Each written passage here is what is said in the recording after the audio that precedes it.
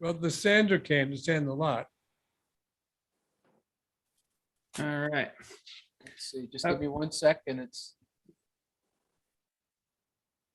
All right, we're live. All right.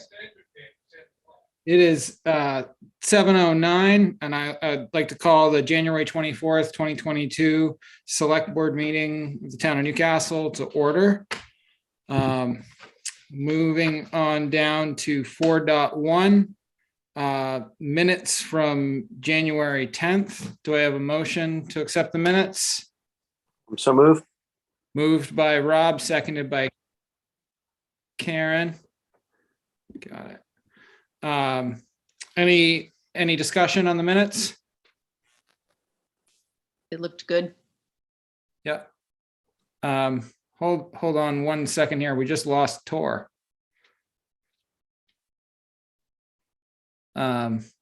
Just hold off on that vote real quick until we can find Tor in the ether. Maybe send Oh, him he's in the a waiting text. room. I'll let him in. Okay. He's coming back. Joys of virtual meetings. Oh.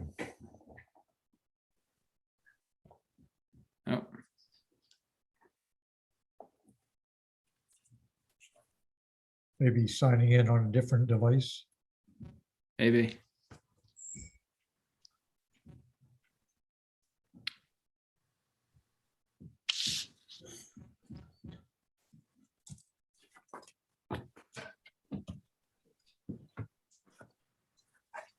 All right, there you go, Tor. Can you hear us, Tor?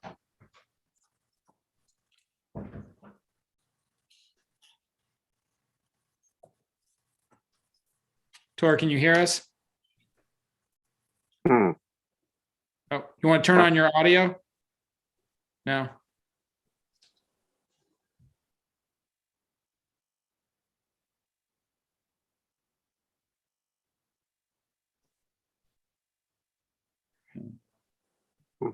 All right. All right, sorry about that. Yep. All right. So we just had a motion on accepting the minutes from January 10th. It was moved by Rob, seconded by Karen. And just looking for any discussion on the minutes. Anyone have anything? All right, all those in favor of accepting the minutes from January 10th? All right, passes 5-0. And then we're going to move on. We're going to just sort of shift a couple things around in the schedule. We're going to move 7.5 up first. So that's we're going to get an updates to the comprehensive plan from Rem Briggs. Okay, try to start. Yep. Yes, so to give a little bit of background, in 2015, the Comprehensive Plan Committee was formed. We worked on it for 33 years, and then in, I think it was June in 2018, it came up for a vote, and it passed easily. I think it was about 2-to-1 margin. And that was sort of the first step that we had to go through in the comprehensive plan. Obviously, we had to send it out to the state to get review and hopefully approval. And since 2018, we've had sort of we moved twice in that direction. Once to a pretty thorough review, and more recently, sort of I call it a pre-review. The first review came back with some areas where we were lacking, and the committee got together, addressed those areas. Specifically, those areas had to do mostly with more information on natural resources, tree growth, high-value plant and animal habitats, wetland characteristics, protection measures that we had to put in, mapping that we didn't have, that type of thing. So we shook the bushes. We weren't able to use the state data set because we're a little bit out of sync as far as the timeline goes. So we went to the Maine Forest Service, to the Maine Department of Inland Fisheries and Wildlife, to beginning with habitat maps, and we were able to gather that stuff together and get it into the plan. We also took the opportunity at that point to make sure we'd gone through all that. There's a checklist that the state gives, and there are 350 or 60 different items on that checklist. So we met pretty much on a weekly basis, went through that checklist in addition to those other things to try to get everything set for submitting again. We now have resubmitted it. It hasn't been reviewed yet, but Tom, who is the state reviewer who would be looking at the plan, he's not new. He used to review plans. He took an 8-year or so hiatus from it. Is back now. He'll be reviewing our plan. And from what I've heard from people in Bristol, who's also been communicating with him, that we're next on his list and he's ready to begin review. However, there's one aspect where he thought perhaps we were a little bit lax, and that is on the implementation part of our plan. What I did was he sent some information to Tor, who sent it on to me. And what this guy, Tom from the state said, he said, look, there's an implementation plan that Thomaston has used. Take a look at that. That's one that we like and we've approved, and you might get some ideas from that. So what we did, we looked at what our plan had written and what Thomaston had written and said, where are we lacking? Basically, information was very, very similar. Where we were maybe lax is that we didn't specifically address the state's Growth Management Act. And the state's Growth Management Act requires certain things that we have to have in the comprehensive plan. And we never stated them. I think we stated them sort of tangentially, but not specifically. And there are 3 or 4 things. I'll read what they are. The Growth Management Act insists that we have in our plan the percentage of the municipal growth-related capital, which will be directed towards growth areas. And we didn't have that specifically. Also, the location, the amount of new development in the designated growth areas that we have in our plan.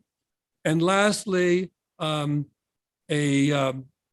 review process to see to what extent critical natural resource areas are being protected either through acquisition or through other measures, okay, like easements and things of that sort. So what I did on Tor's recommendation is I took the plan from Thomaston, which has been accepted, their implementation ideas, and then I sort of wrote our plan into that, and that's where we are right now. So I think that as soon as we get that approved by the board, then I think we're ready to send that in to the state.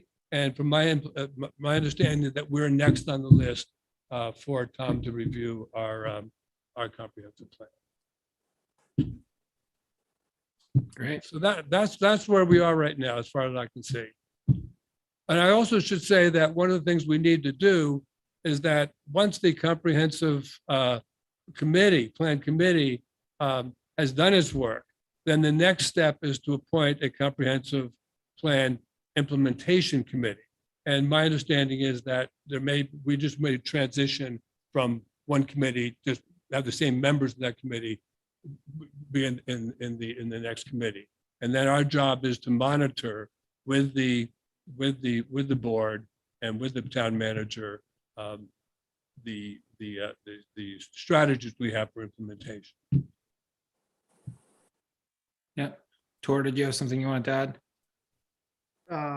No, I just wanted to so I've been a communicator with the state planning office, and so we delivered the updated comp plan in the end of September. I think it was September 23rd. We shipped it up to Augusta, and I think at the time they had something like 22 comp plans in their queue. He said that they've never had so many comp plans that they had to review before.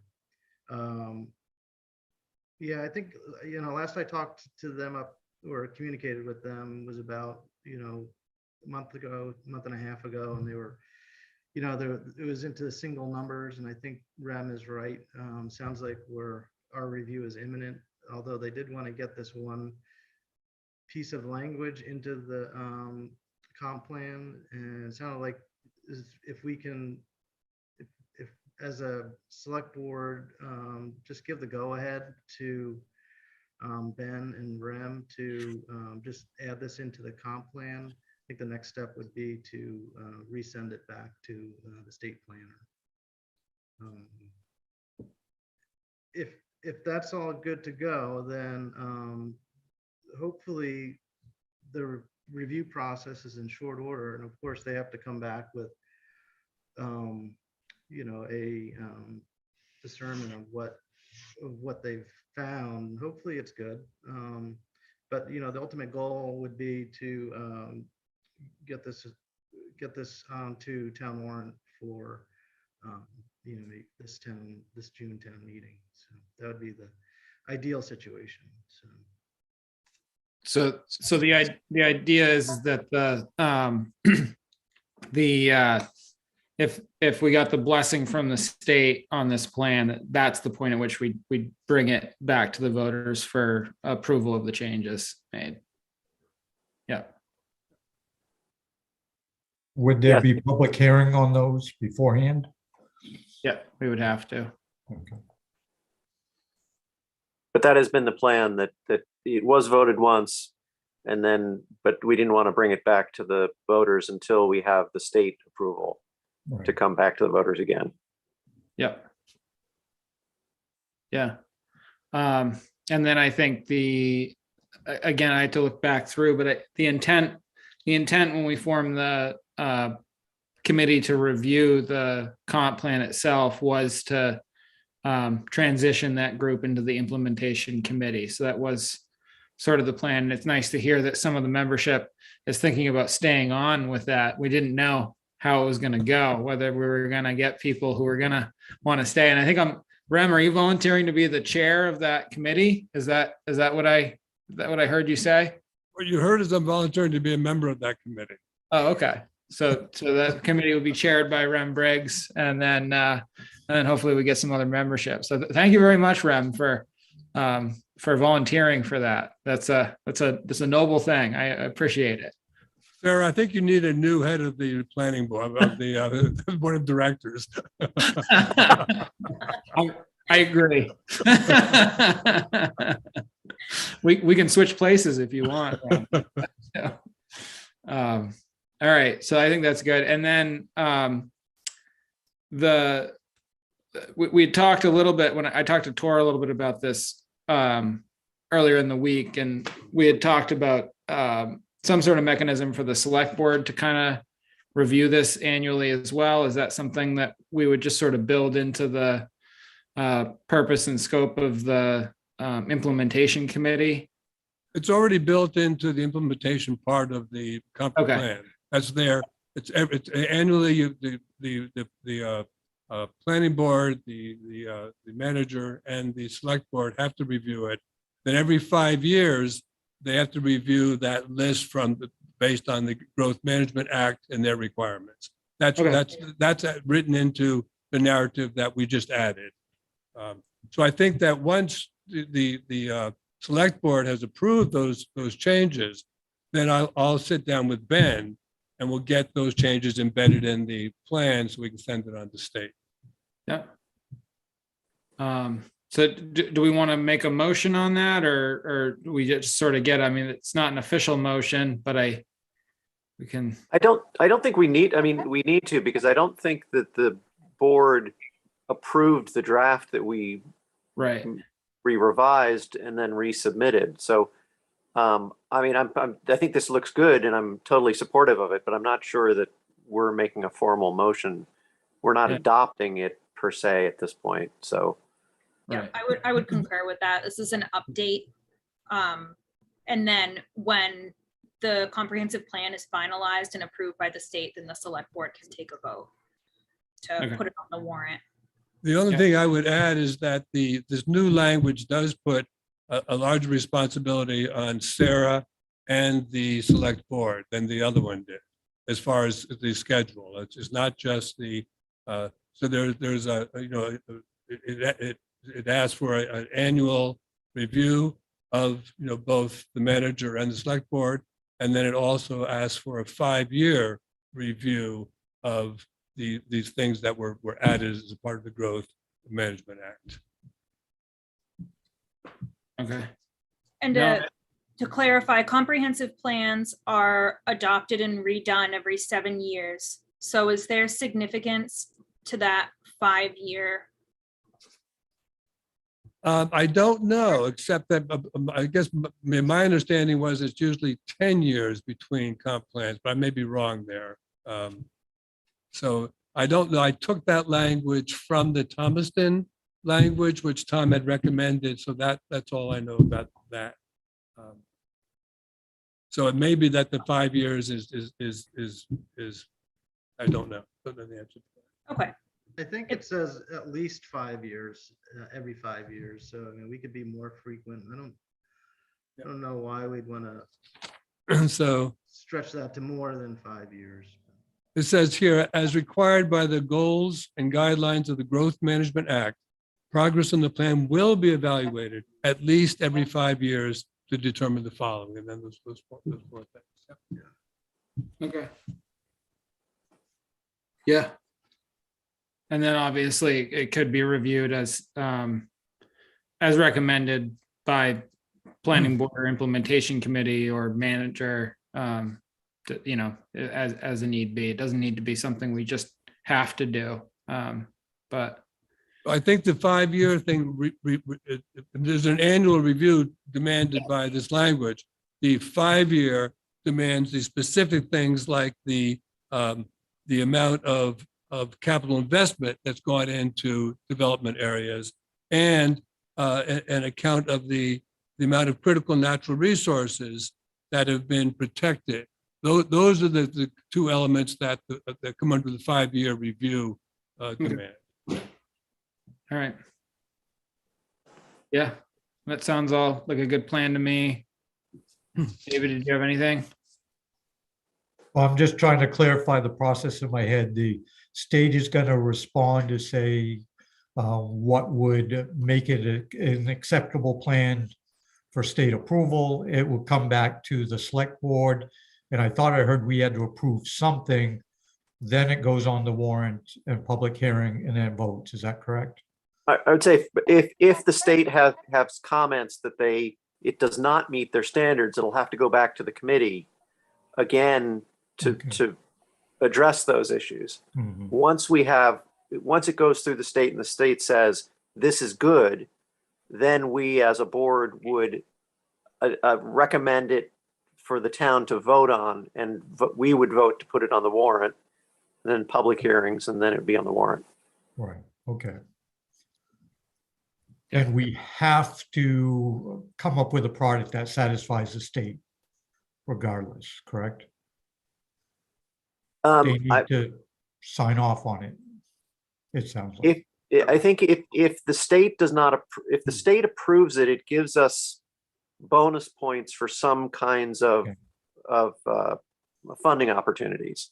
Mhm. I think, even though our previous comp plan had never been approved by the state, it was still voted on by the voters of the town. So we still were using that as the basis for our ordinances and things like that. So it kind of has multiple purposes, but we do want to get the state's approval. There's benefits to that, like grants or something, or? yep, exactly. Having an active comprehensive plan allows you to apply for certain grants that you otherwise wouldn't be able to. It's not a requirement, actually, funny enough, from the state for towns to have comprehensive plans anymore. But if you don't have a comprehensive plan, you can't qualify for certain grants. Okay. Yeah.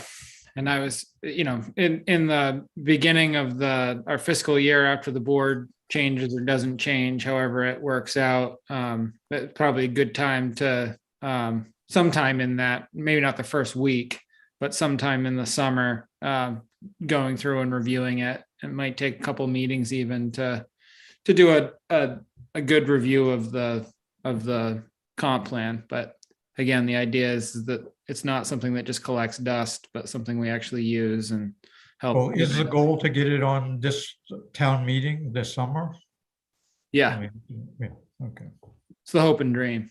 right. So, And be done with it finally.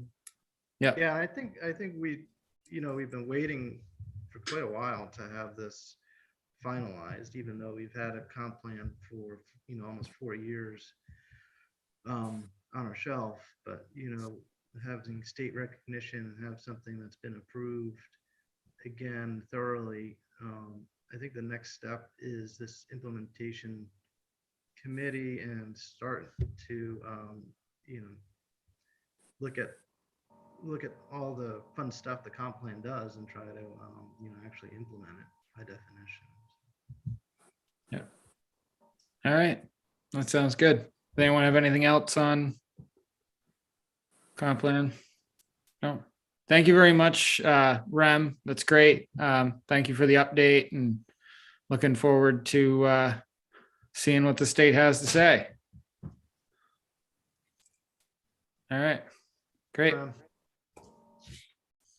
And thanks to everyone on the committee too.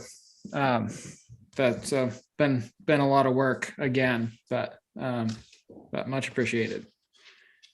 So, all right, so now we're going to move on to 7.7. We're going to move 7.7 up, which is in addition to the agenda, which is update to fee schedule and our land use permit. And I'm going to tap in Ben Fry. Good evening. I sent Sarah a memo that I typed up earlier. Did everyone get a chance to see that? It was very simple, short, sweet.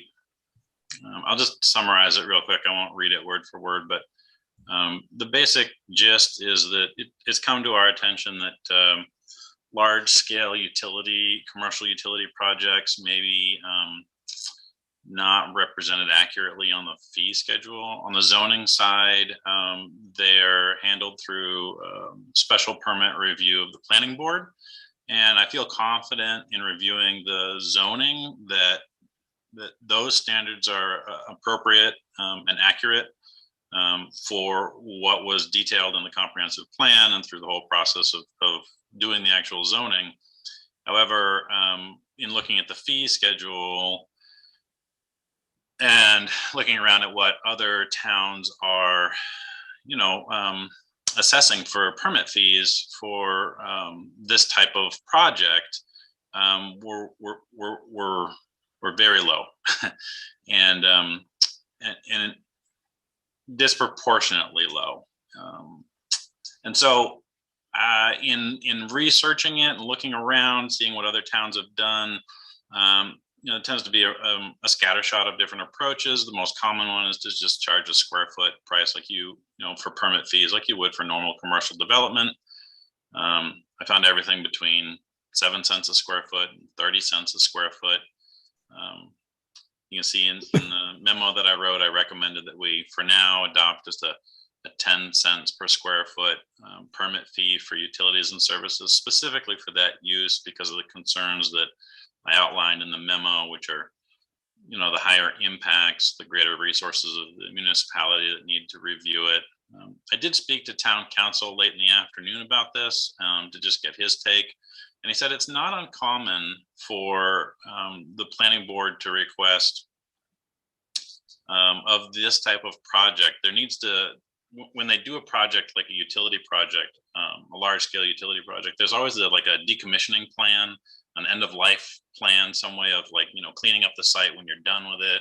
We actually spent some time talking about that. And he said that it's not uncommon that those types of agreements need to be reviewed. It's almost like a contract. So the town would benefit potentially from, engaging the town attorney or another attorney in doing that legwork to make sure that the town was protected against, dissolution of the business that's running the operation, and then just, having some equipment sitting on a land doing nothing. That's not that we might have to be on the hook for cleaning up. So we wouldn't want that to happen. And one of the ways of sort of mitigating that is to make sure that only serious inquiries come knocking. And one of the ways to do that is to have permit fees that are not outrageous, but are appropriately dialed in. And our current fee schedule does leave us a little, I think, vulnerable for potential abuses of the land use code and what I would just call like the opportunistic nature of just land grabbing land on the off chance that you may do a project later. If it's that cheap, why not? And that's certainly a consideration. And I, there's nothing in the comprehensive plan that ever said anything about, oh, we should blow up Route 1 with nothing but commercial utility projects. And I'm not saying that we need to discourage them by any means. I just think they need to be regulated and permitted correctly.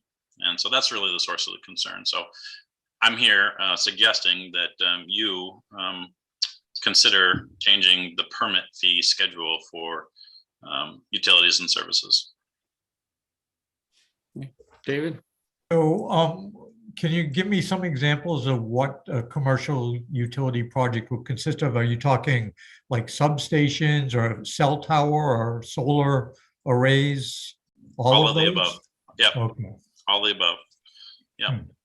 They tend to have larger impacts. They use more land, or they create, some sort of,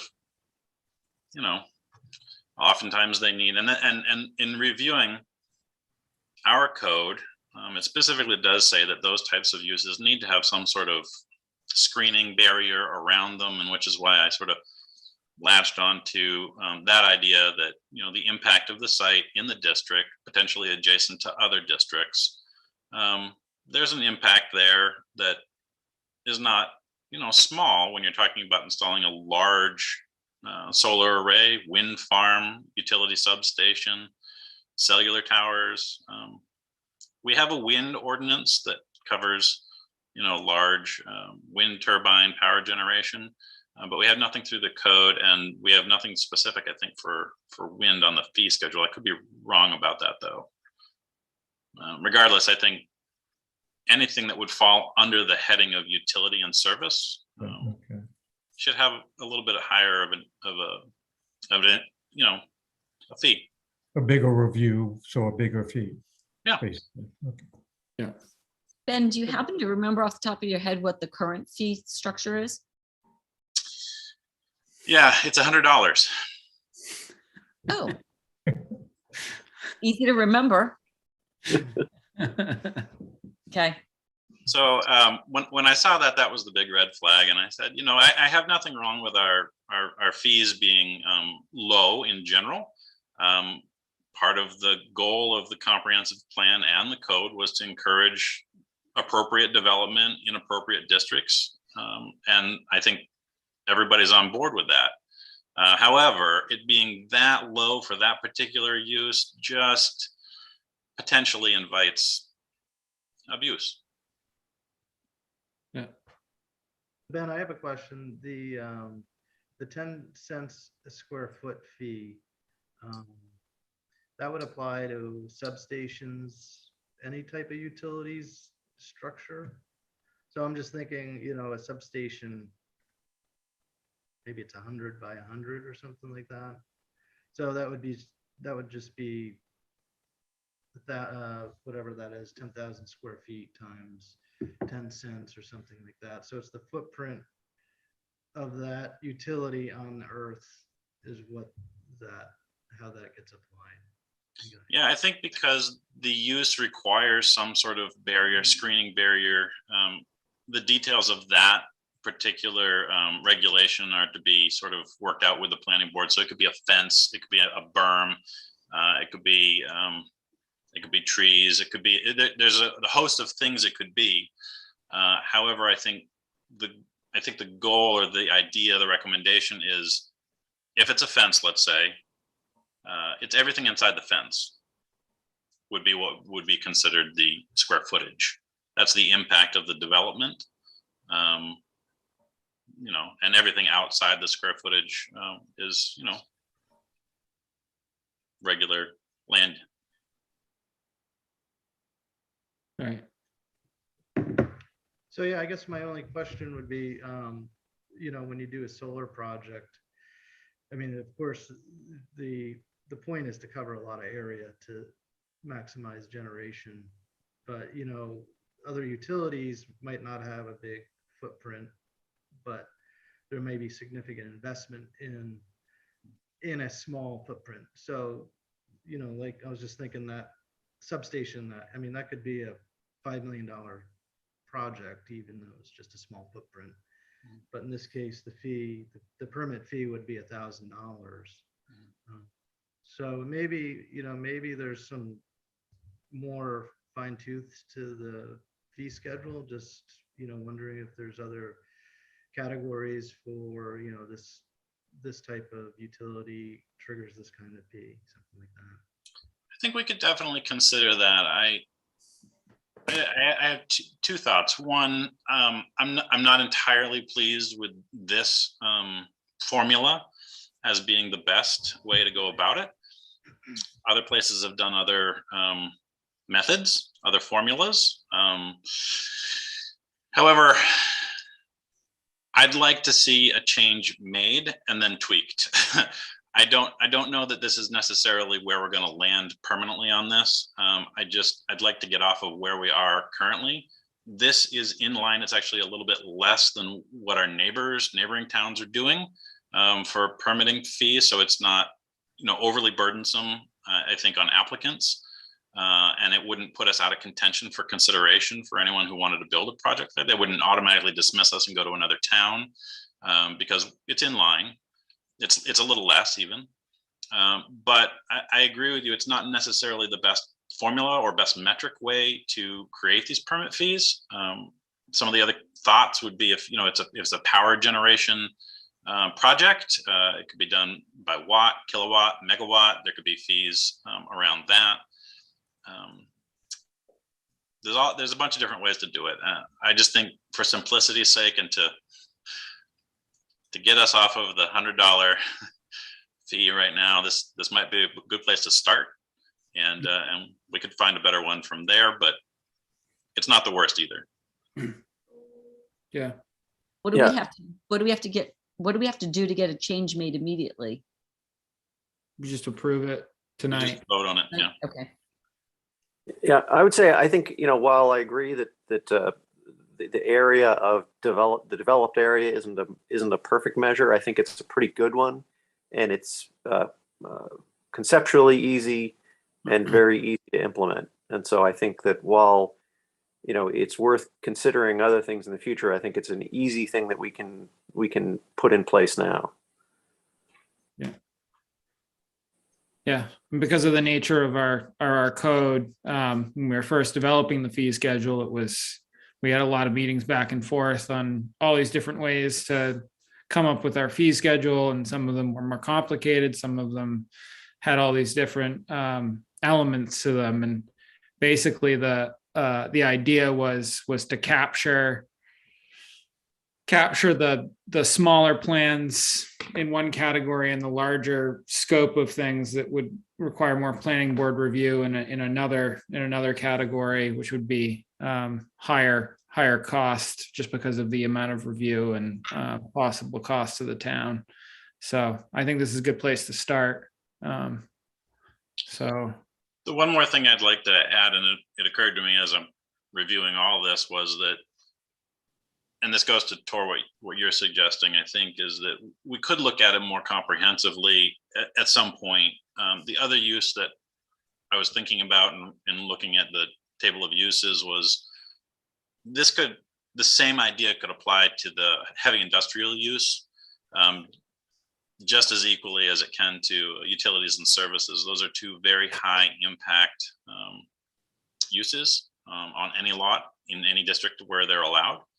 And so, but they're not always the same. And so we couldn't say, oh, it's a kilowatt if it's power production, but it could, it could be water. I mean, they could be burning coal, natural gas. They could be doing, mining. They could be, timber harvesting or processing. Any heavy industrial use, it may be appropriate to think about changing the permit fee schedule for that as well. So it does bear a lot more thinking, I think, but this is a good place to start. Yeah. So do I have a motion to change the fee schedule for what is the term, Ben, for I would say that we would add a utilities and services use permit fee to the fee schedule. Okay, so do I have a motion to add a utility, what Ben just said, utilities?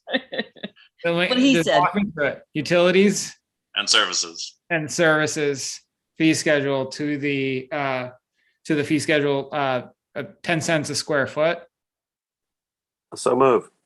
Moved by Rob. Do I have a second? Sure. Seconded by Karen. Any further discussion? All right, all those in favor? Raise your hand. All right, that passes 5-0. Sounds good. Thank you very much, Ben. I have to say Ben's right, because in New Jersey, it costs probably about $100 to get a permit to replace 2 hot water heaters in a house. Wow. So, yeah, $100 is not much when it comes to fees. Yeah. And we Thank did that really intentionally because we wanted to make sure that a permit fee would never be something that would keep someone from doing something legally and getting a permit. We wanted to make it really easy. It's a cover cost thing, right? Well, but even not so much that, just we need some fee, but basically really want to encourage people to pull permits for anything that they're doing. Yeah, and I just want to add, when we put together the schedule of fees, this is a new code, a whole new model for us to assess projects. So I think right from the get-go, the idea was, let's get a fee schedule together, see how it goes, assess it, and make changes. So I think this is totally in line with what we talked about a year and a half ago or so.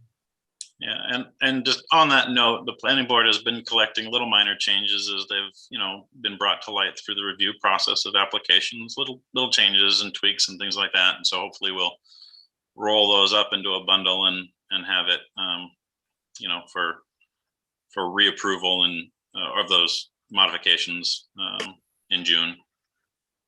This was the first one that was like a big head scratcher.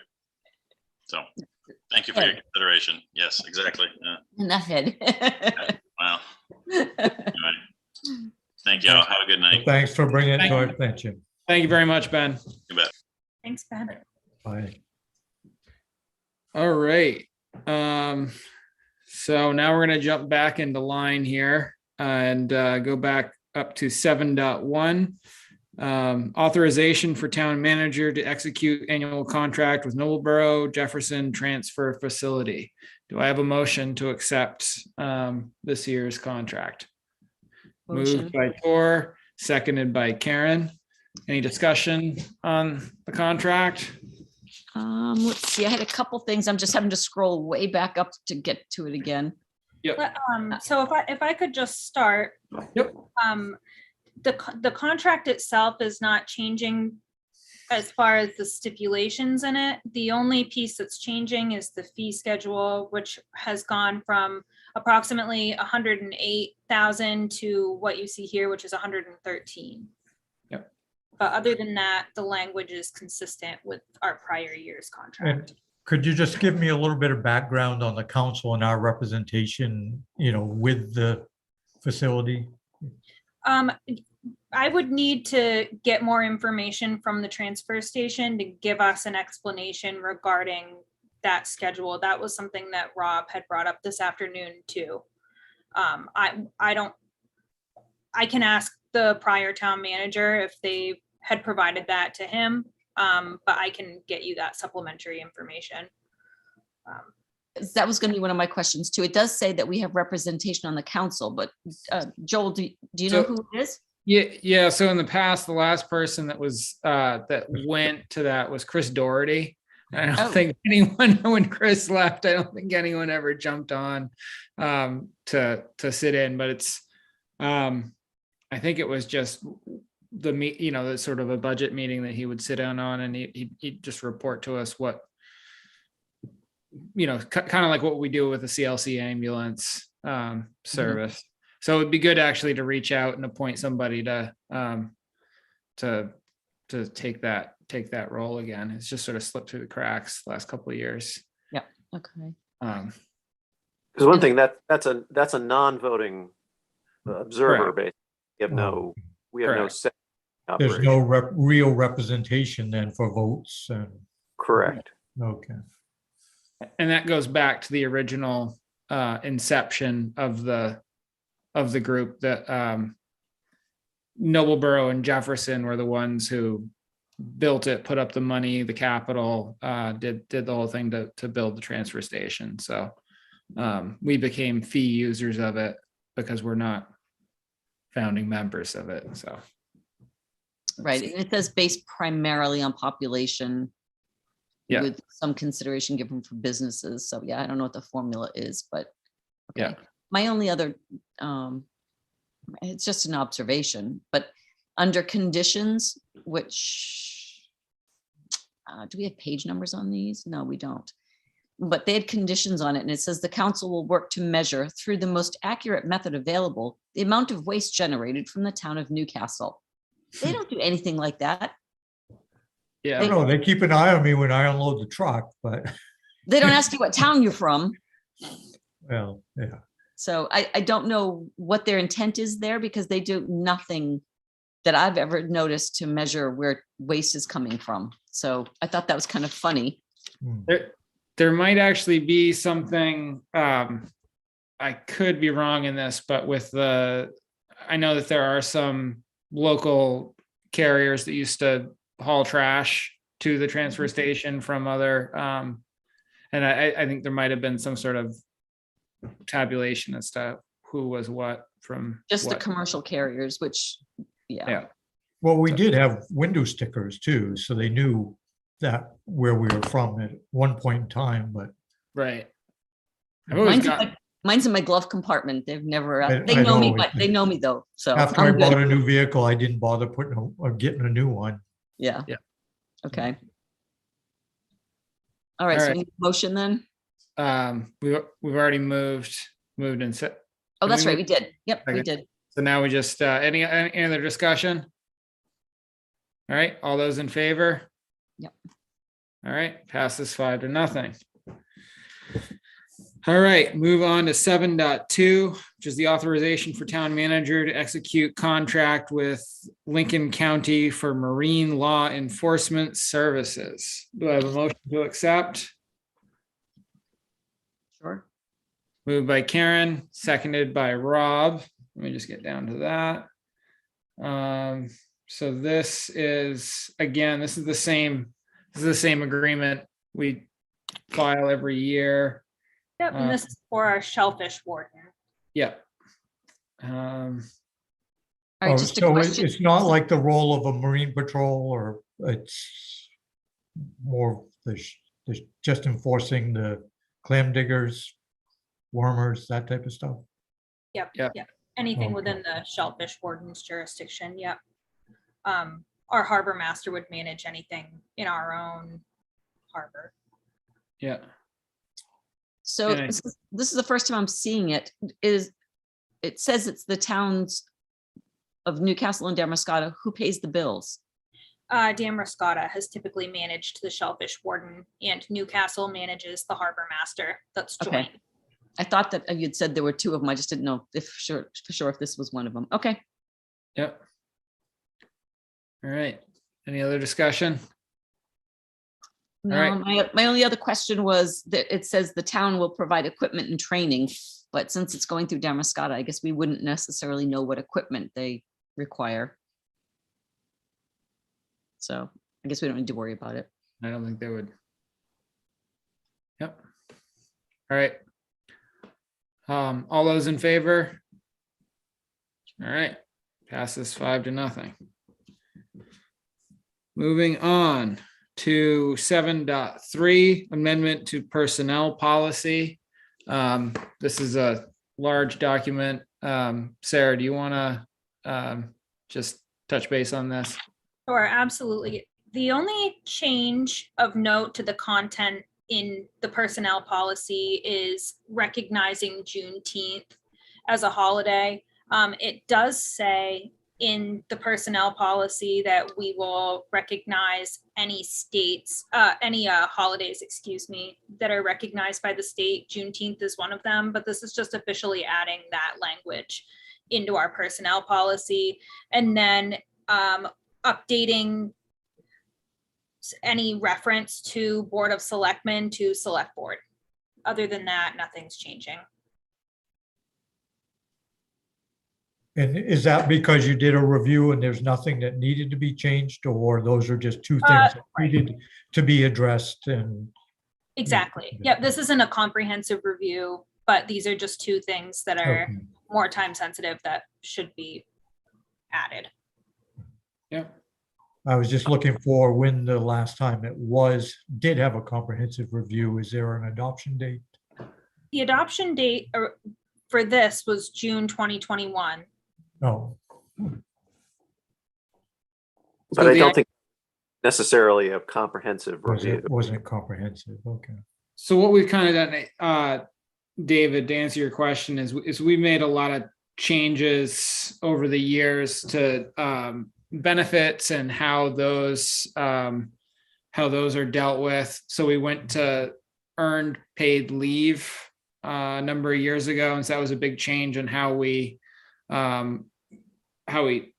worked with vacation time and sick days, Right. and different things like that. And I think that was the biggest thing. And then retirement. I mean, every time we add or tweak anything as far as benefit goes, that usually is reflected in us going through that section.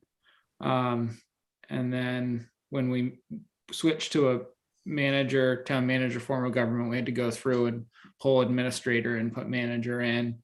And I think we actually did change some language surrounding duties of the manager, because when we switched to the manager form of government. So it Well, sounds and like that's it's just actually an the other ongoing. change you'll see in the personnel policy. Any leftover reference to an administrator, I changed to manager.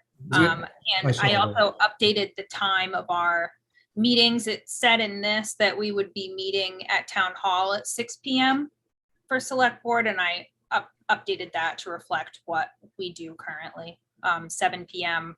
typically at the fire station community room. Well, by the way, I think it's Clayton V. Huntley Jr. Okay, You didn't have the junior in there. So, we can approve it as amended, and I'll add junior. okay. There you go. Good catch, David. So wait, we are not talking about the bylaws and policies of the select board yet, right? That's not included? Right, yeah. No, this is the personnel policy, and then we'll talk Period. about the Okay. bylaws for the select board next. Perfect. All right. So do I have a motion to accept the Sorry. amendments to the personnel policy as amended by David? Move to accept the changes Yep.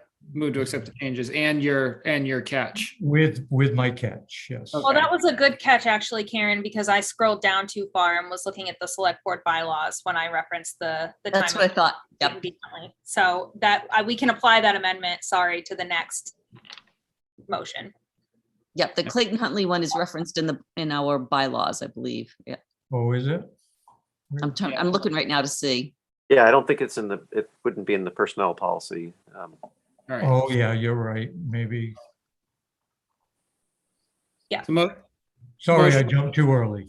do you still make your motion, David? Yes, I still make my motion that we approve the changes as proposed for the employment policies. All right, there you go. And seconded by Rob. I see your hand up. All right. Any further discussion? Okay. All those in favor of accepting the amended personnel policy? All right, passes 5-0. moving on to 7.4 amendments to the select board bylaws. Now you can make your catch, Okay. David. All So- right, section 9 meetings. Change that to Huntley Junior, please. So the only changes I made to this were just any references to a town administrator form of government changed to town manager, and any reference to a board of selectmen changed it to select board. As far as content, there are no changes. Okay, Sarah, with my editor's hat on, because you know I can never take it off. A couple things in section 3. Yep. The first line of it has quotes from something from MRSA. Yep. Is there in their quotes, is it Board of Selectmen still? In which case we shouldn't change it to Select Board, or have they updated theirs to Select Board now? Well, it'll take me just 1 second to pull up Oh, that. sorry. Yep. You mean in the statute, Karen? Correct. Catch. I believe that, We're quoting the statute, so I just want to make sure we use the language that the statute. Because I thought they passed a state law saying that all those had to be changed. I believe that's the case. That the law was signed and put in place that changes statute. Yeah, I just didn't know if that meant that they've changed all of their documentation, or if they just said we could change to Select Board. I think they actually changed it, but They it they could- did change it to select board. Okay. Yeah. Okay, perfect. Then we can leave that one. Then if you get down to the third line, it says there's Board of Selectmen. We got one more to change there on the third line. Oh, yeah. Let's see, and then then down on the fifth line, it says Board of Selectmen again. Oh, yeah. Did you do a search and replace and catch all these? I did not. I'm just, I am such an editor. I don't know why I've missed my calling. I did a search and replace, and it missed some. So thank you, Karen, for your Yeah, you eye. just give me the select. I'm the select and replace. Okay, and then wait a minute, second. I'm looking at my own notes here since I'm not making, not writing on this form. To the select board, hold on, I said second. Hold on, there was one place that it said the select board. And because it was selectmen before it, the verb is in the wrong form, and I'm trying to find it now. Trying to find that. I got a question. Is it customary to change it from chairman to just chair, or it seems like chairperson is I think chair is the general standard that's the nowadays. standard? Yeah. Oh, okay, and I've got mine here on the last line of the, under section 3 on that page, just on that first page of section 3. It starts off with Newcastle through the annual town meeting period, and then it says the select board hold. So I think now because it's a board, it holds the powers, right? Yep. So let's clean that. Okay, then section 5. I only have a couple more. You catching all these, Sarah? Yep. I'll send you a revised version. Well, these are nothing substantive. There we go. Let's see, section 5. And you'll notice, so in the first policy we were going over, I did it manually. I didn't use a Microsoft Word search and replace. And in this document, I was like, let's make it easier. And I did a Word automatic search and replace, and Karen's finding all these mistakes. So Well, no, but learned my it did. lesson. No, but Sarah, it did save you a lot of work to do the search and replace, though. No, Yeah. that does clean it up a lot. All right, the second paragraph in section 5. I'm trying to find, I need to printed this and written on it, but line 2. Let's see, what does it say? If the chairman and the vice, or if the chair and the vice chair are absent, the most senior select board member based on, so get rid of the plural of board members. because it's only one person based on uninterrupted years of service shall preside as chair. We only want one person doing that, correct? Yep. Okay. And then the last one is section 8. The second paragraph, which is one sentence, I have no clue what that's trying to say. Something's missing or mistyped.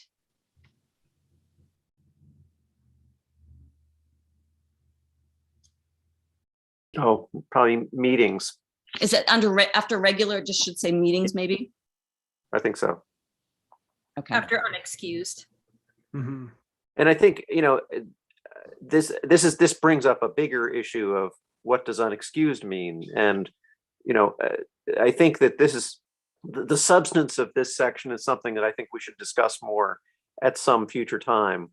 Not try to address now, but I think that there's a broader discussion about what are the expectations of attendance for members of the board, and what are the consequences, if any, if you don't meet those expectations. I think that needs to be addressed, and this doesn't. Mhm. And I think the policy that we approved last meeting, which allowed us to meet virtually tonight under the circumstances, should maybe be referenced, because there is reference to being able to attend remotely under certain circumstances.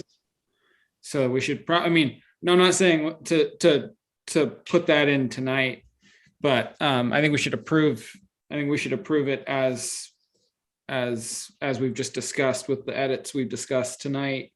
But I think dovetailing those two documents in and looking at section 8 attendance would be a good thing to revisit. One other Yep. point about attendance, it's not specified whether it's per year or term. Right. Mhm.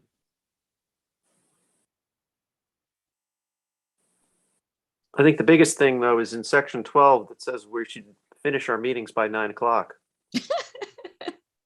That's just a wish. If we're not following it though, we probably should remove it. So if Right, but- you want that removed as I- amended. we can- Or we gotta have a motion every night at 8:59, I continue Well, willingly. it says in extraordinary circumstances, and I would say that just happens more often than you realize. Well, We're an extraordinary board. It's an so exceptional just like- time. right? The chances of something extraordinary happening is just But see, that's based on a start time at 6 o'clock too, right? Oh, yeah. So it envisions a 3-hour meeting, or not more than a 3-hour. It's funny. I thought we had changed that to 7 a couple of times, but Well, our meetings probably on average get over by 9 or 3 hours later. I guess it'd be 3 hours later. yeah. Because you did have the wonderful, 6-minute meeting a couple times. Right. On average. That does bring up the discussion about start time, whether everyone's happy with 7 or whether there should be some change to that. I talked to Sarah a little bit about it this past week, and I don't know. 7 works for me, especially in the summertime. It's a little bit hard to make it sometimes even by 7 when it's a nice day out. Or I'm working late or whatever, but I think it's good to keep it consistent. I know Noblesboro changes their meeting times depending on the season. So in the wintertime, they meet earlier, and then in the summertime, they meet later.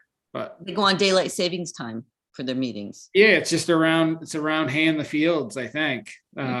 Seriously, I think it's a farming thing. So I'm fine with 7. yeah. Quick poll, is everyone good with 7? 7 Yeah. good? Okay. All right, sorry, Sarah, we're meeting at 7. That's all right. So yeah, So what were you gonna say? I was gonna say, just, I mean, a broader question with this language change. What, with the new state law, what is our official title as a board? Are we the select board of the town of Newcastle? Are we the Newcastle Select Board? Is there a legal formulation? Do we know? That's a good question, Rob. I'm not sure that there is. I think it's just from selectmen to select board. So you can be select board of the town of Newcastle, or you can be the town of Newcastle select board. Yeah, I'm just curious. I'll have to mull that one over. Hmm. Yeah, whatever sounds better. Tonight, we're the select board. The town of Newcastle, anyway. So other than wanting to dig into number 8, section 8 a little bit in attendance at some point, and working in our new policy into that, is there anything else when people look through it, sections that we should put on the list to review? No, I agree that one could use some work, but otherwise I didn't see anything. Okay. No, that's great. Okay. And Joel, we promise we won't be trouble until after we've gotten that done. What's that? None of us will be trouble until we've fixed 8. Till you Okay. fix the rules. Okay. Right, we'll all attend, we'll behave ourselves. Yeah, I mean, it's the excused absence thing. It's like at Lincoln Academy, we would get a green slip or a pink slip. And if you got a pink slip, you were in trouble with all your teachers. But if you had the green slip, no worries. So No, I was never absent, so I never worried. I could write my own notes when I was a senior in high school. So that made it great. We Nope. excused Joel from school as Joel was sick, signed Joel. Yeah, you usually get caught for those. Yeah. But anyway, all right. So do I have a motion to accept the minutes as amended? Not Bylaws. the minute, the The bylaws as amended. bylaws. Yes, Moved sure, by Rob did it. Rob, seconded by Karen. Any other further discussion? No, you caught all those edits we did on the fly, Sarah? Yep, I've got it. Great. All right, all those in favor? Passes 5-0. Great. So moving on to 7.6, authorization to expend up to $25,000 of Arpa funds under allowable use category 1.7 to install an air filtration system in the community room. Do you want to head this off, Sarah? Do you want me to head this off? Sure, I can give some background.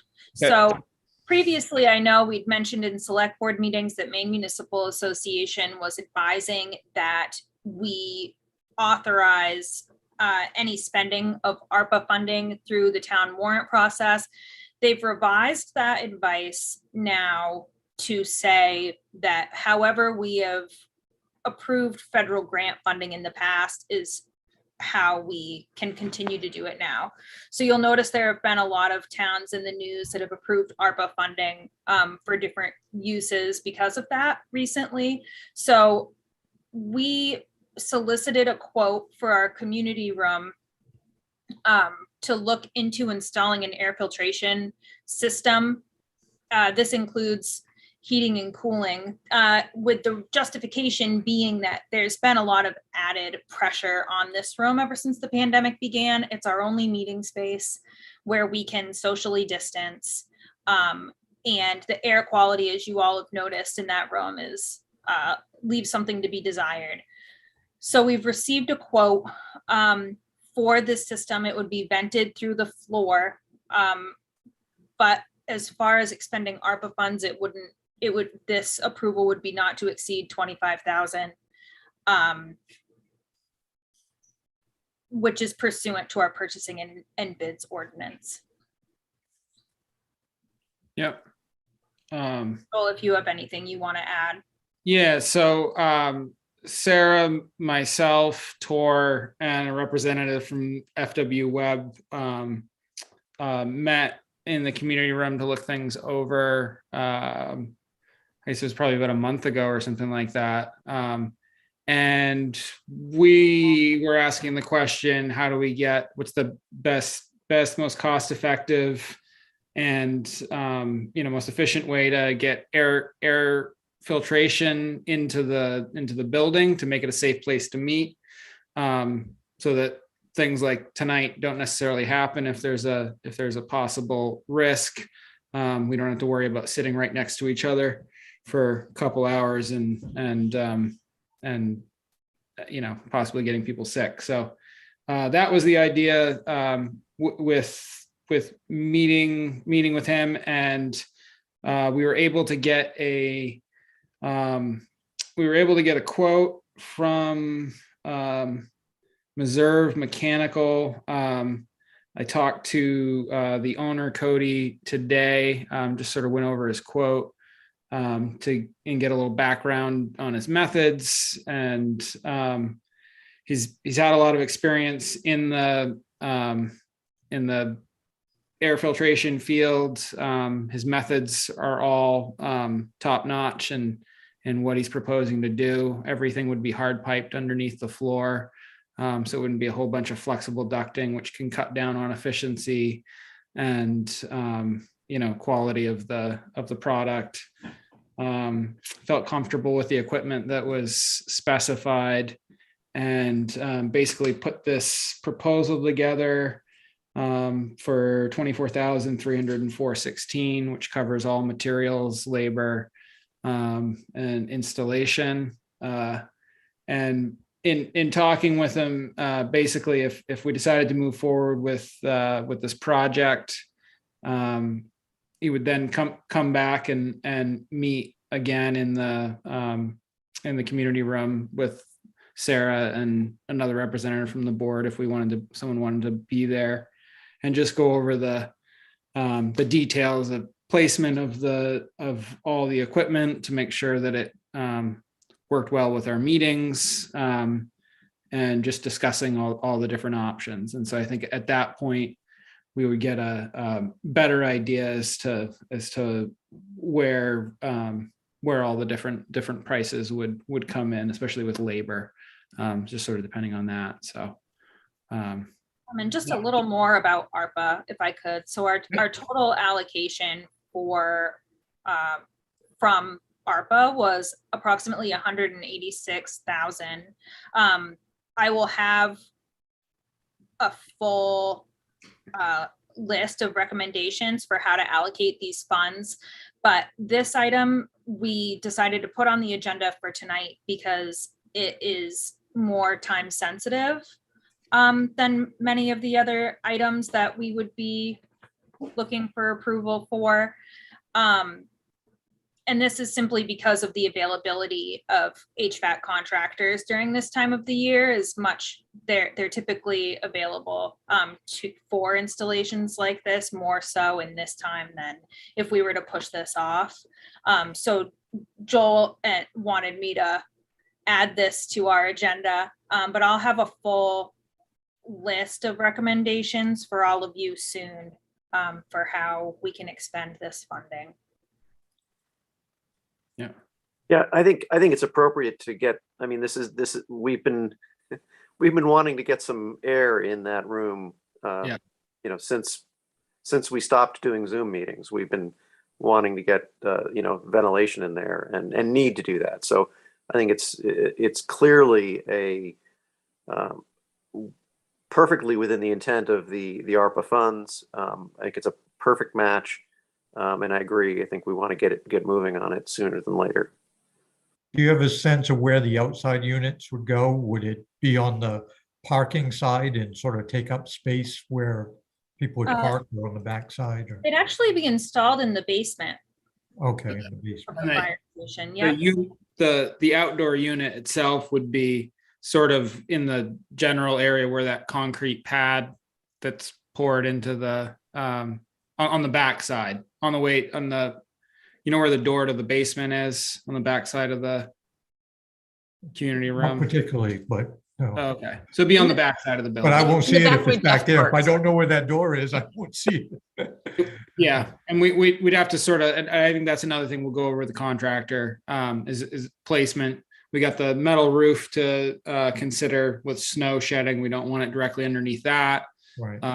And we also don't want to get it too far out. We don't want it to get hit by a car or anything like that. But So did Reserve Mechanical come recommended by somebody, or wasn't there somebody locally Yeah. that provides that service, or how did they get to it? I reached out to a few of the people I know in the trades, and everyone is pretty busy, and it's not their specialty. Right. So when we reached out to the representative from FW Web, we were looking for a recommendation of someone who's very familiar with this type of equipment and system, just to make sure that it was installed properly, and we had someone to maintain it. And they're available to do the work. And the availability to do it. Okay. So Without going into a lot of detail, can you just explain to me, it says it's a heat pump.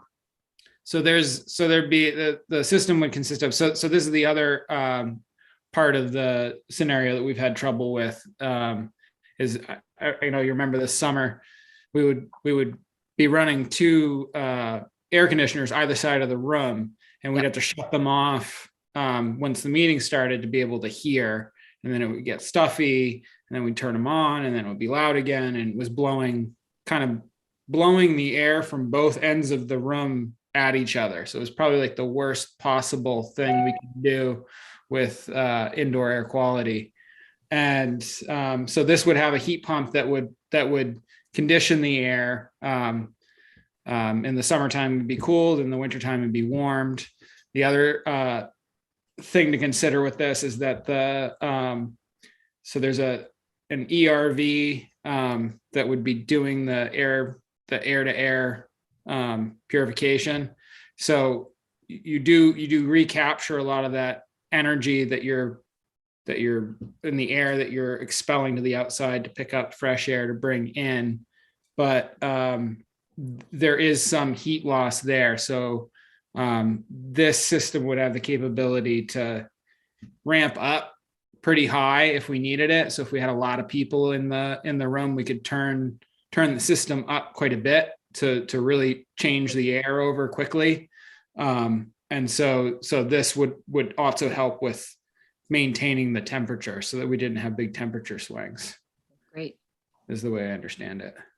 So allowable use 1.7 under expenditures in the American Rescue Plan is 1.7 is capital investments or physical plant changes to public facilities that respond to the COVID-19 public health emergency. So this would be in response, it would be a plant change to a public facility. And this is because of increased pressure on the space due to the pandemic. And it will affect only the community room, not the bays or the fire chief's office, other areas of the building, or will it affect the whole At building? this point, the quotes for the community room, but that is a question that we want to ask FW Web. Is it possible to add a vent easily into the fire chief's office, or they call it the day room, but it would not be possible to install in the bays of the fire station. It's too drafty.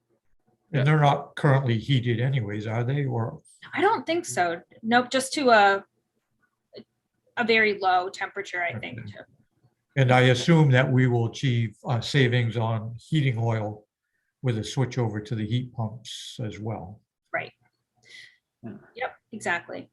Though it's funny you mentioned, it's slightly off topic, but our overall cost for heating oil in the town is relatively low, but this will reduce that.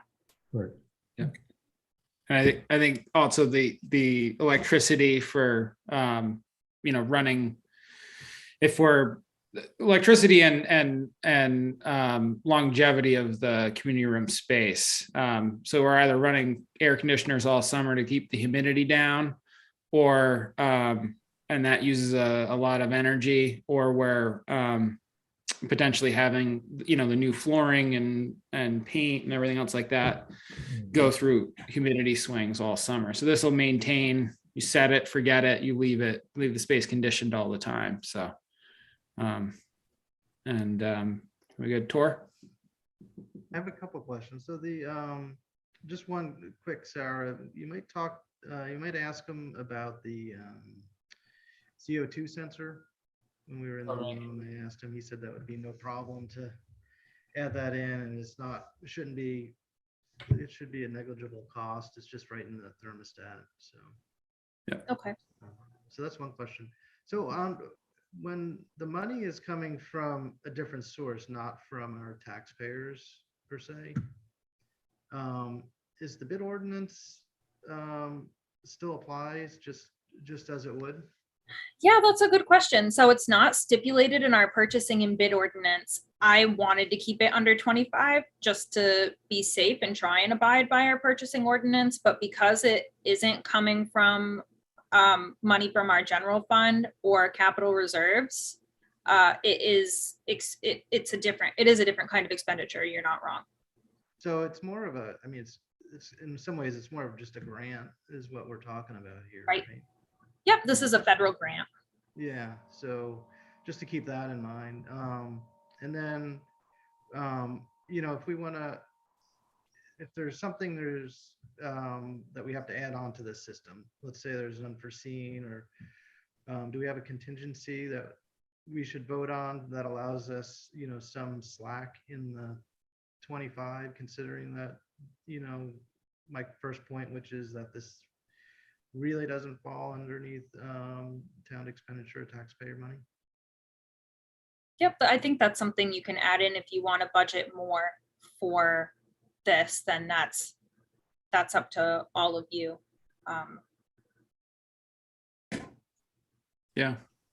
The quote we received was for 24.3, but if we were to add in ductwork for the chief's office or the CO2 sensor, like you mentioned, we may want to increase what we're willing to allocate, and that's perfectly within your right to do. Wouldn't Yeah. it make sense to do that now as opposed to later? I mean, or would it cost more to do it later? It wouldn't cost more to do it later. I would bring you any change orders that we received. But either way, I'll keep you informed. So if you want to vote to budget more now, then that's fine. But if we have change orders, I'll come back and let you know anyway. So I would recommend a 10% contingency. okay. Well, I guess my question would be, if we have the, if we have the potential to cover more of the building, that's really interesting. And I think we want to pursue that in the system design and make sure that the system that the spec that we have now may change if we say we've got these other spaces in the building, we'd like to cover them too. The optimal system may change if that's possible. So I think we might want to say more than a 10% more, because that might be a significantly different system. And I think there'd be benefit to covering as much of the building as we can. The only thing with that, Rob, is I would say that's really open-ended. I think we'd want to revisit what this plan would be at that point. Good point. I think because if we're talking about all the bays too, and now all of a sudden, geez. so we wouldn't, with this type of system, we wouldn't be covering all the bays. The bays have a ventilation system on their own, just a big pan that kicks on when they fire up the trucks that can move air. And it's such a huge area that would be a completely standalone situation. But when I talked to the contractor briefly today, just before the meeting, just to touch base, depending on, I think the idea is to approve this project as we sort of laid it out, and then when he comes back, when he comes and meets with us at the community room to do a pre-work sort of consultation and just make sure everything is the way it is, I think we can look at all those different options And if there is a needed change of equipment, we can start speccing that kind of stuff. And then we could approve any additional scope at our next meeting. If we wanted to do it that way. I think that's fine. And I was just thinking of those enclosed office type spaces, not the, Yeah. I mean, use a heat pump to try to condition a bay. I mean, just not we could make a motion to, to appropriate an additional, 6,000 or something like that for additional scope if it made sense. Just Yeah, to, I would think if he's there and you just get it done and yeah, get the other offices. Yeah, it may not make sense. I mean, it may make more sense for the community. I mean, that'll be the discussion. I think I Right. understand it may not make sense to get those offices, but if we can and it works, I think I agree. We should try to get it done now. So So in I'd section agree. 2 of our bid and purchasing ordinance, there is a clause that says the bid process shall not apply to any purchases determined to be of an emergency nature as determined by a majority vote of the board. So I Yeah. think that would have to be the exemption for us to be able to move forward if the cost exceeds 25,000, just because grants are not mentioned as an exemption to our bid and purchasing. Can't really process. call this an emergency, though. I mean, yeah, Yeah. we've been talking about it for a year or more, so I think it's that, but. well, we have more COVID cases in Lincoln County and the state of Maine than we've ever had through this entire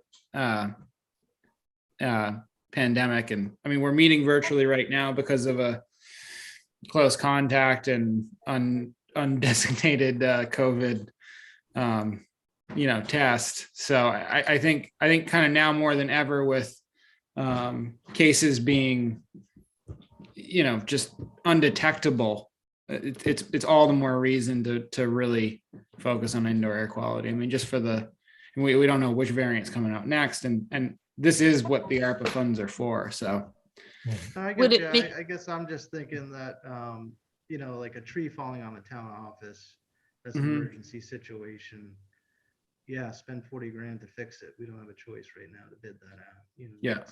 That's to my mind, an emergency. This is something we're calculating. So I'm not saying that, I wish we could just approve the project and say, let's add air quality and HVAC to the appropriate rooms and firehouse and not have a budget for it, basically, but because it's not really our money. So I think if we approved this section of it, and then, for this purpose, because we're just talking about the community room right now, we start talking about other areas in the firehouse, we would sort of put that as a separate job. It would be a separate line. So we could get a price for doing that if it was substantially more complex and cost a lot more to do that. I think that's probably the way to approach it. And here's a thought too. It's pandemic, so if the firefighters need to meet, they can meet in the community room at this point instead of in their little room. But I'm almost thinking I'd rather see extra money spent. Shouldn't we do something at the town office? That's something we've been That looking would at. have to be another phase and another separate budget. Yeah. Yeah. They did come to look at town office and our systems and see what needed to be updated. But at this point, we're only requesting approval for funding for the community room. But if that's something we want to allocate ARPA funding for, I can certainly include a cost estimate on the full list of recommendations I'm planning on providing. It's just So. a thought. So should we just approve this tonight? Is Yes. what Yeah. we're looking for? Yeah. I move that we accept the. We're not accepting the bid, but we're accepting we're The giving the proposal. town manager to proceed with this work up to the limit of $25,000. Yep. Do I have a second? Second, Seconded by Rob. Any further discussion? So I would also say that when I talked to the contractor today, this work could begin as could be completed somewhere in the 3 to 4 week time frame if we get going on it now. So I think it'd be good to get going on it and look into all the other options as well. So Has he been down in the basement? no, he hasn't physically been down there yet. The salesperson from FW Web who spec'd all the equipment and got the list of materials sort of put together, that was down there. And again, he's used to be an installer, does a lot of this stuff, designs and specs all the systems for a lot of people. So I'm just concerned with whether or not we will have to see that some things are moved. There's a lot of stuff down there. we might need to move a few things. Yeah. So, Yep, and I let the interim fire chief know that we were getting quotes and we're potentially going to be in there and doing work. So as soon as we have a time frame, I'll let the fire chief know, interim. Okay. Yeah. Move things if need be. sounds good. All right, all those in favor? All right, passes 5-0. Moving on to town manager report. So I didn't forget you this time. I just have one item. So we've received a few calls from residents of North Newcastle Road. They noticed that we had updated our speed limit signs to reflect the speed study presented to us by Maine DOT. There were some concerns about the speed limit being increased to 45 in certain parts of the road. So if you receive any calls from residents concerned about that, just point them to town hall and we can help to explain how that speed study was conducted and why the speed limits were set at the rates that they were.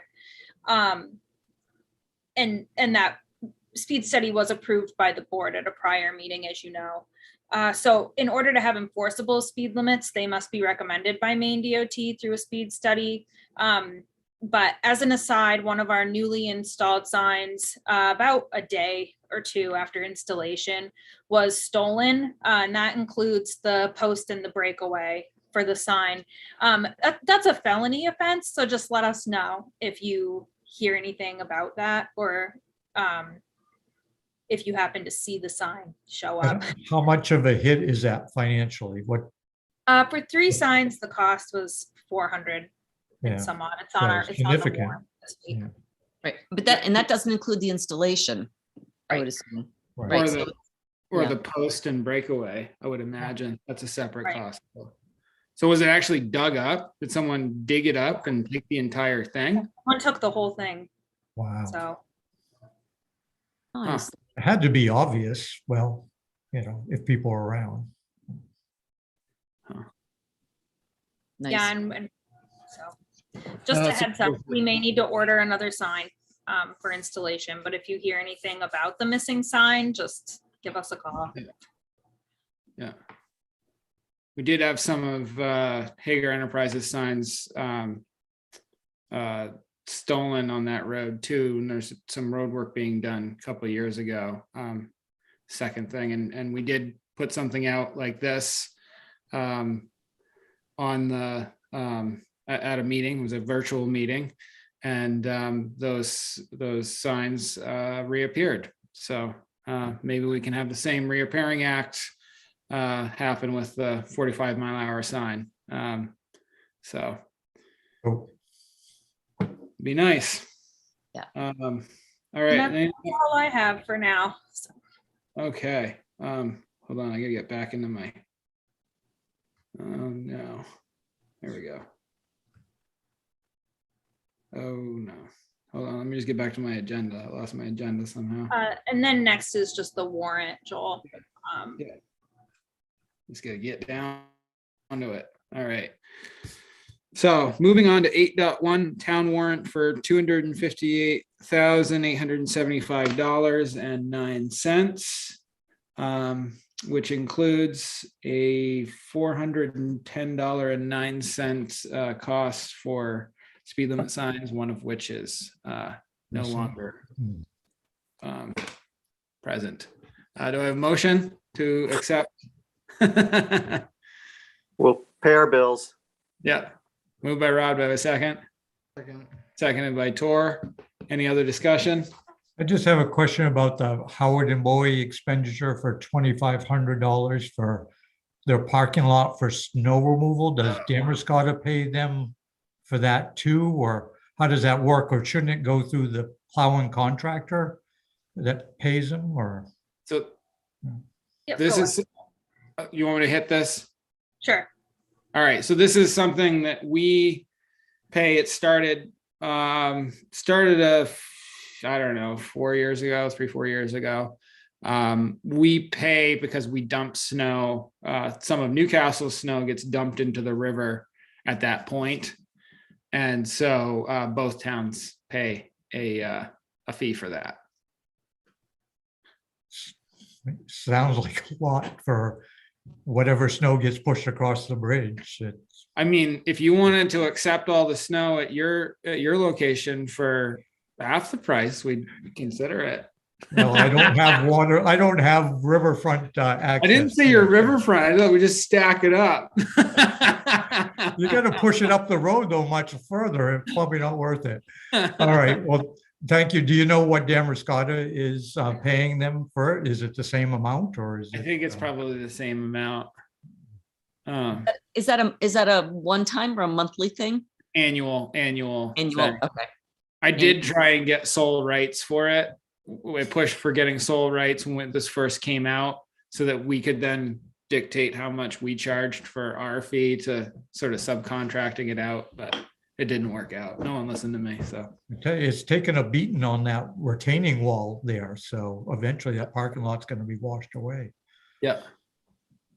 Maybe So that's if what, I could get authorization to sign on all of your behalf, since I can't get a signature for the warrant, just verbal approval to push this through. Yep. That would Yep. be great. As long as you sign my name in blue ink. Okay. I would say with this approval, I would like a hand raised and an audible aye. Starting, yeah, everyone just on their own, just say aye. All right. Aye. Once we get to that point. So all those in favor of approving the town warrant for $258,875.09. Aye. Aye. See, that was fun, right? Oh, wicked fun. All right. And with nothing else, I But see. Joel, if I may, for future events, jump in. Sarah, I don't know if you saw the email that came in from our staff intern or whatever for the broadband committee, but we scheduled a meeting for February 8th. It's a joint meeting of the broadband committees, and we're inviting the select boards to join us. It will be live at the Damerscotta Town Hall, but also by Zoom if you want to attend. But it's at a critical time in the broadband discussions because we're starting talking about the finance of it all. And I would encourage all of you to attend if you can. That is, I'm sorry. Oh, I was just gonna say, what's the date and time? It is February 8th. And I believe we set it for 6 o'clock. Is that at a meeting? Could the public be allowed to speak or ask questions? How would that? I think they have to be if the select boards are there, correct? Yeah, and we would have to notify if we were all going to be present. Right. So. So I think probably, so February 8th, what day of the week is that? that is a Tuesday, and that's a week where Damerscotta's board is not meeting and we're not meeting. So Okay. just in case you need another meeting in your life. But you said also it's going to be virtual. Yes, so you could zoom in as well, or if you wanted to go across the bridge and be there live and in person, you can. Okay, and maybe we should just sort of just check with legal counsel on the proper protocol if we're all gonna, if we all did want to attend, whether or not we'd have to say something or not. Because More I than know two with a quorum. we've never had a problem with too many select board members showing up to certain things. Lucky if one shows up to the GSB budget meeting. Maybe sometimes we have two, but never really thought about if all 5 actually showed up. So anyway, worth looking into, but that'd be great. We would need to Well, just notify first the come- public. Just Yeah. first come, first Okay. serve, and just Yeah. whoever's third bails, and then Whoever's third sits in their car on the Zoom and just Right. watch there it. you go. So Tidewater will be presenting a little bit on their costs involved for a full build out of both towns. So hearing that information would be informative for determining a future grant proposal and what the town could want to put in for that build out. Okay. All right. And if we can't make it, maybe you'll be able to give us a little summary at our next meeting. Certainly, or if we can talk offline too, for Yeah, sure. yeah. One or the other. All right. Thank you, David. Mhm. All right, so here it is. It's 8:45. It is 15 minutes before our 9 o'clock end time date, even though we started at 7 o'clock, not 6 o'clock, and we actually started at 7:08. So I think we're doing pretty good tonight. We covered a lot of ground. And for that, do I have a motion to adjourn? Come on, David, make a motion. Moved by No Rob. way. have a I made second? one tonight. I have a second. Yes, that's second. Okay, seconded it.